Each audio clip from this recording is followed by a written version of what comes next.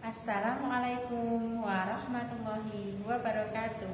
Kembali bersama kami di kelas Bulita. Salam literasi. Nah, anak-anak, sebelum kita melakukan pembelajaran hari ini, kita akan melakukan kelas literasi terlebih dahulu. Karena apa?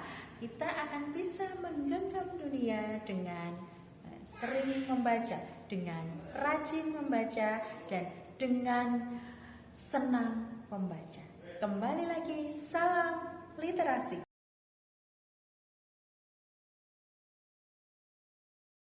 Bertemu kembali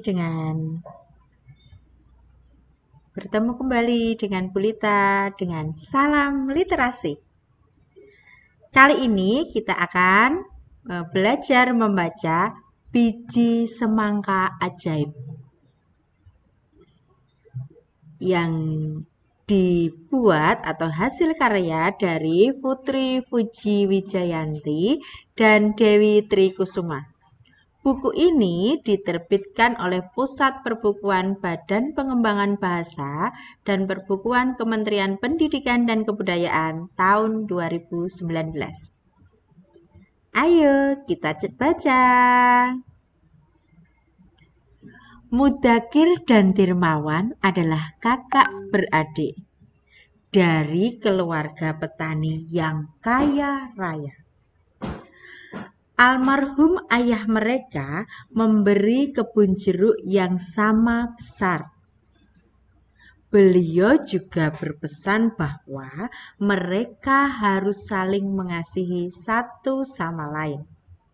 Mudakir harus menjaga adiknya Dirmawan. Sifat mereka sungguh sangat berbeda. Dirmawan sangat pemurah, sehingga ia suka memberikan benih jagung kepada burung-burung yang berterbangan. Sebaliknya, Mudakir sangat pelit.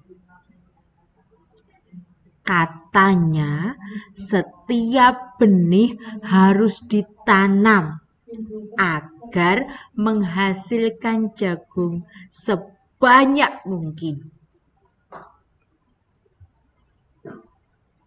Dirmawan, jangan bagi-bagi jeruk hasil panen itu. Nanti kau akan jatuh miskin, kata Mudakir kepada adiknya saat ia membagi habis hasil panen pertamanya kepada para pekerja dan penduduk sekitar kebun. Mudakir berpikir bahwa dia lebih pintar dari Dirmawan. Ia tahu cara memilih pekerja yang handal. Ia juga paham cara membagi pekerjaan sesuai dengan keahlian pekerjanya. Ia juga paham betul bahwa sebagian keuntungan harus ditabung. Kebutuhan tak diduga bisa datang kapan saja. Dirmawan memang tidak mampu menolak siapa saja yang meminta pekerjaan. Akibatnya, ia memiliki pekerja yang sangat banyak. Bagaimana dia akan membayar pekerja sebanyak itu? Dia akan merugi karenanya, kata Mudakir. Musim hujan tiba, gericik-gericik dier. Jalan menjadi berlumpur dan truk tidak bisa masuk ke ladang. Namun Mudakir tidak khawatir. Ia dapat menyewa truk yang besar dengan uang tabungannya untuk membawa jeruknya ke kota. Nah, sementara itu, Dirmawan sangat khawatir. Dia tidak punya uang untuk menyewa truk. Bagaimana ia akan memanen jeruk dan menjualnya ke kota? Jeruk-jeruk dermawan menumpuk dan membusuk.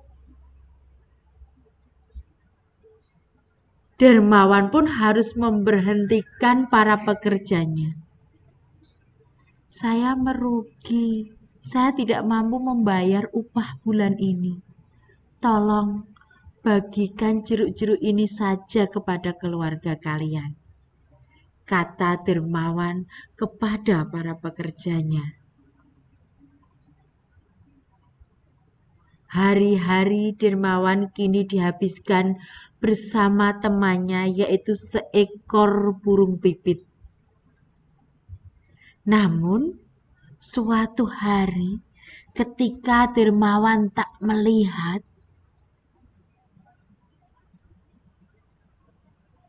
kucing Mudakir menerkam burung pipit. Hap!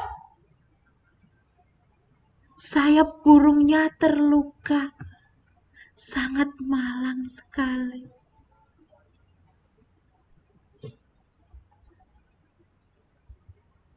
Hari demi hari, dermawan merawat burung pipit yang terluka itu. Hingga suatu hari dermawan melepaskan perban burung pipit itu. Nah, sekarang kau sudah sehat. Terbanglah burung pipit. Selamat tinggal burung pipit. Keesokan harinya, burung pipit itu kembali lagi. Ia menghampiri dermawan dan menjatuhkan sebuah biji berwarna keemasan di tangannya. Klik. Dermawan kemudian menanamnya di kebun. Ternyata, anak-anak, siapa yang tahu biji apa tadi yang diberikan burung pipit kepada dermawan? Apa? Biji timun. Yang lain ada yang tahu tidak biji apa?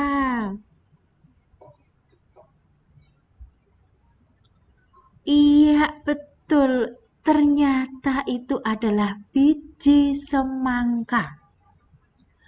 Biji semangka itu terus tumbuh dengan subur. Tumbuh dan terus tumbuh.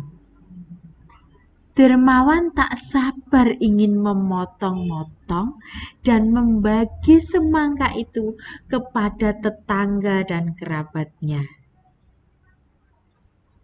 Namun, betapa terkejutnya dermawan. Bukan daging buah yang merah yang dilihatnya. Tetapi apa, anak-anak? Apa? Daging kuning, semangka kuning. Tidak. Ternyata di dalam semangka yang dibuka dermawan itu tadi adalah butiran emas dan perhiasan. Wow! Dengan butiran emas ini, aku bisa membayar upah para pekerjaku. Aku bisa mengurus lagi kebun jerukku. Aku akan membeli lahan untuk menanam semangka. Aku juga bisa menanam jagung untuk makanan burung-burung sahabatku. Begitu di pikiran dermawan. Suatu hari, kucing Mudakir menerkam burung itu lagi.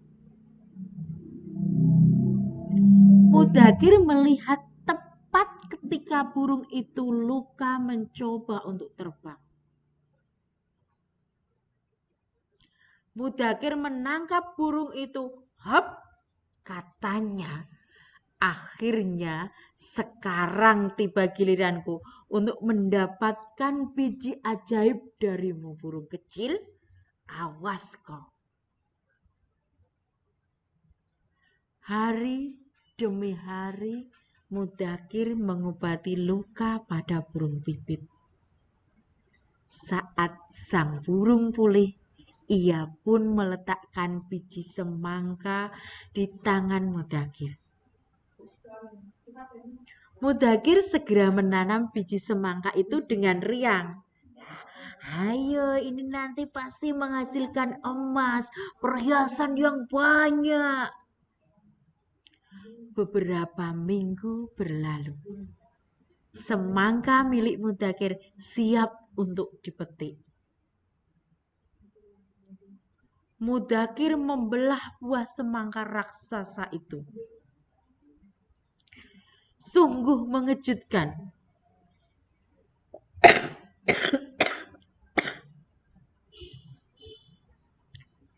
Bukan emas dan perhiasan yang ada, melainkan lumpur dan kotoran yang sangat berbau sekali. Lumpur itu terus keluar dan bercucuran. Dermawan menghampiri Mudakir yang terlihat malu. Ia menggenggam beberapa biji semangka. Kak Mudakir, mari kita tanam biji dari buah semangka ajaibku ini di tanah, katanya. Mudakir berterima kasih kepada Dermawan. Ia berjanji akan membagi ilmunya kepada Dermawan agar menjadi petani yang lebih baik lagi. Setiap tahun, Mudakir pun memanen semangka dari kebunnya yang subur. Ia selalu memeriksa isinya. Meskipun sedikit kecewa karena semangkanya tidak berisi emas dan perhiasan, Mudakir menyukai semangka yang manis itu. Ia dan Dermawan pun membagi-baginya kepada kerabat dan tetangga mereka. Demikian itu tadi cerita tentang biji semangka ajaib. Ayo anak-anak, apa yang bisa diambil dari cerita yang Pulita sampaikan tadi? Kalian bisa memetik pesan apa? Kalian bisa mengambil amanah apa dari cerita tentang biji semangka ajaib tadi? Anak-anak nanti bisa memasukkan atau mengisi jawabannya di kolom komentar. Terima kasih. Kita lanjutkan di bacaan atau literasi yang kedua. Siap-siap ke cerita yang kedua. Kali ini kita akan mendengarkan cerita tentang pahlawan sampah elektronik. Buku ini ditulis oleh Benny Ramdhani dengan ilustrator Kausar Rina Arifin.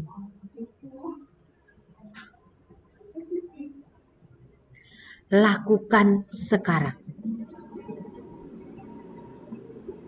Jangan ditunda. Karena semua orang bisa menjadi pembaharu.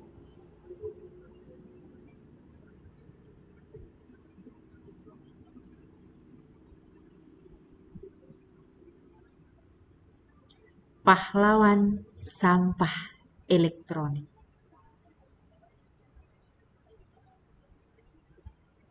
Cerita ini merupakan kisah nyata dari para pembaharu Indonesia yang mempersembahkan hidupnya untuk memberi dampak positif bagi orang banyak.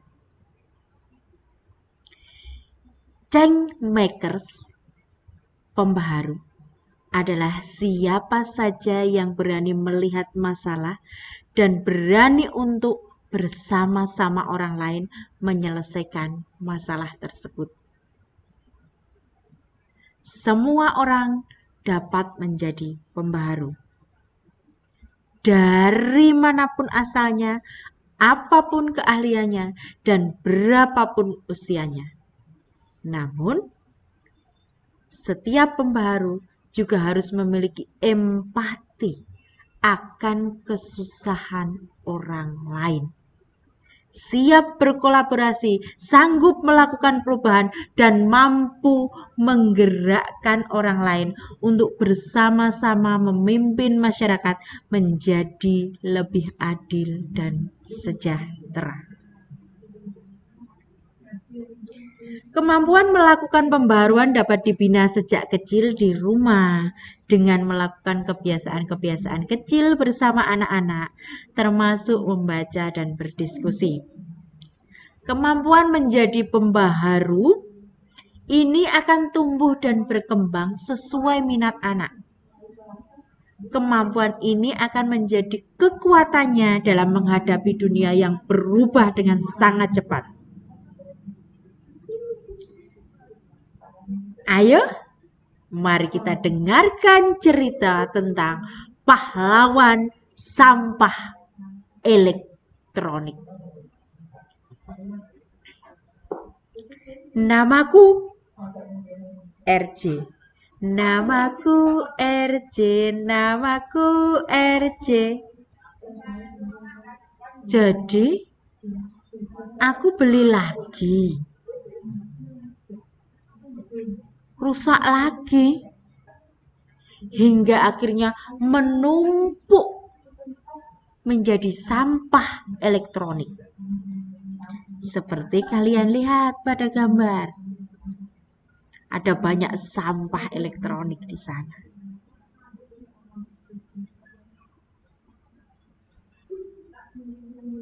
Soalnya Mama bingung, Nak. Belum tahu harus dikemanakan.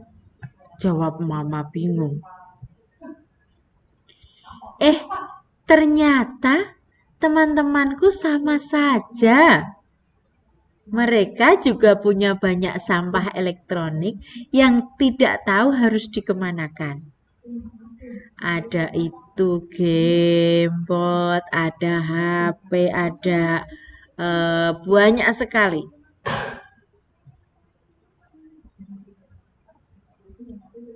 Jadi, sebaiknya kemana sampah-sampah elektronik ini dibuang?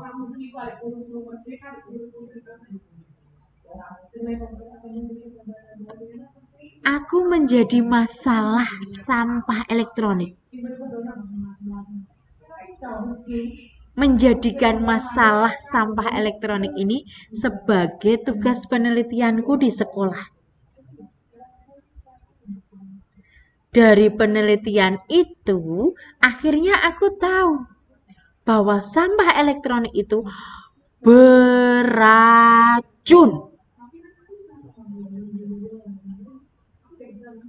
dan sangat berbahaya. Aku pun mendatangi tempat pengolahan sampah elektronik dengan langkah kaki trap, hop, hop. Sayangnya, tidak banyak orang yang tahu tempat ini dan belum tentu juga orang mudah masuk ke sini. Hasil penelitianku kemudian diterbitkan menjadi sebuah buku berjudul E-Waste, Sampah Elektronik.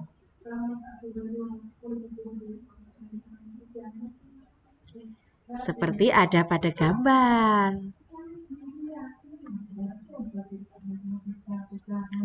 Aku berharap dengan terbitnya buku ini akan banyak sekali orang peduli dengan sampah elektronik. Karena di era digitalisasi ini kita banyak sekali menggunakan alat-alat elektronik. Di luar dugaanku memang. Banyak sekali orang yang suka buku itu. Aku bahkan diundang untuk mengisi acara televisi, mengisi acara seminar, serta kegiatan-kegiatan di sekolah lain.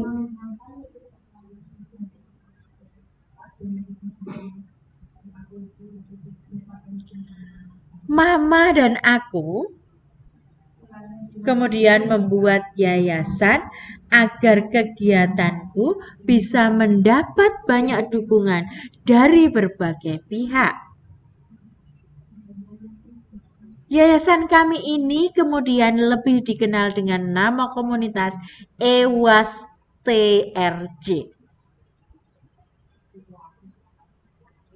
Kegiatanku berlanjut dengan membuat Dropbox. Dropbox sampah elektronik di sekolah. Jadi kotak box sampah untuk khusus sampah elektronik. Dengan demikian, teman-teman yang punya sampah elektronik bisa dibuang di sana. Sampah-sampah elektronik yang sudah aku kumpulkan melalui Dropbox itu nanti akan aku kirimkan ke tempat pengolahan sampah elektronik untuk didaur ulang. Grung grung grung grung grung grung grung grung grung grung grung grung grung grung grung grung grung.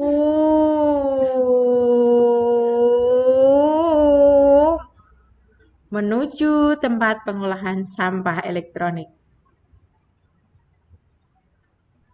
Dropbox sampah elektronik itu semakin banyak jumlahnya karena banyaknya permintaan masyarakat.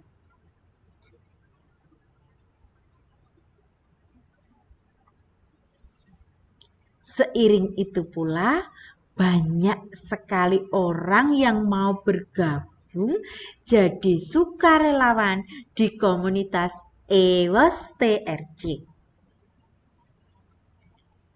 Hal ini membuatku lebih semangat dalam mengurusi sampah elektronik. Nah, ayo teman-teman, cepat kumpulkan, ayo kita buat Dropbox. Ayo ini, coba ini dipaku, ditumbuk. Kemudian, ayo ambil pakunya. Ya. Ayo, terus ya. Bawa sini. Ayo, kita tumbuk di sini ya. Kita tata lagi, kita buat Dropbox-nya.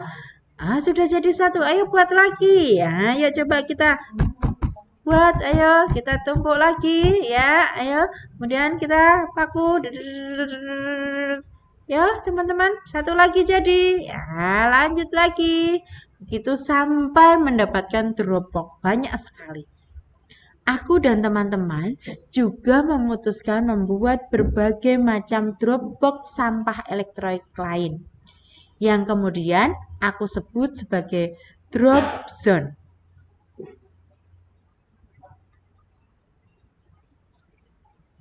Drop zone ini akan mengumpulkan sampah elektronik teman-teman dalam skala yang sangat besar. Drop zone dibuat di beberapa kota yang memiliki cabang komunitas EWAST. Masyarakat boleh membuang sampah elektroniknya ke sana.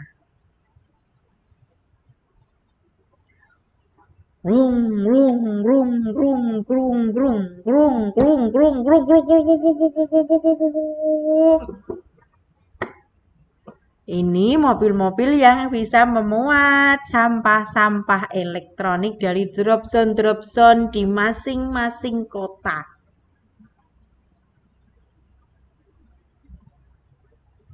Kemudian, aku dan teman-teman akan memilah sampah-sampah elektronik itu. Kami juga yang akan mengirimkannya ke tempat pengolahan sampah elektronik. Ayo teman-teman, dipilah-pilah, ayo. Itu bawa ke sini, masukkan tempat sana. Nah, kemudian ini dipilah kembali, masukkan tempat sini. Yang situ yang baru datang, bawa sini. Padatnya jadwalku dengan komunitas terkadang membuatku merasa bosan dan jenuh. Kalau sudah begitu, aku biasanya bermain bola, bermain musik, atau berolahraga bersama teman-teman.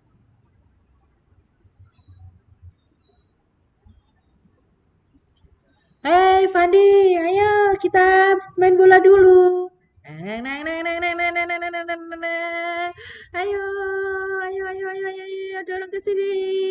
Ke kanan, tambah lagi. Ayo, kecepatannya lebih tinggi. Waduh, gak bisa masuk. Ayo, Fandi lagi. Dan, ayo kurang sedikit lagi. Tendang. Waduh, tidak bisa lagi. Istirahat dulu. Ternyata bermain bola juga capek, tapi seru. Seperti halnya kehidupan ini, anak-anak. Aku harus terus semangat menjalankan gerakan ini. Gerakan pahlawan sampah elektronik. Karena masih banyak yang harus kulakukan dengan masalah sampah-sampah elektronik ini. Siapapun bisa menjadi pembaharu. Siapapun bisa membuat perubahan, termasuk kamu.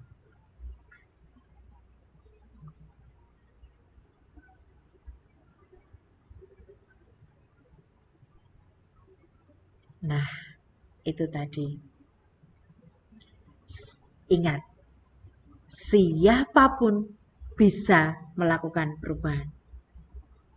Siapapun bisa menjadi pembaharu, termasuk kamu.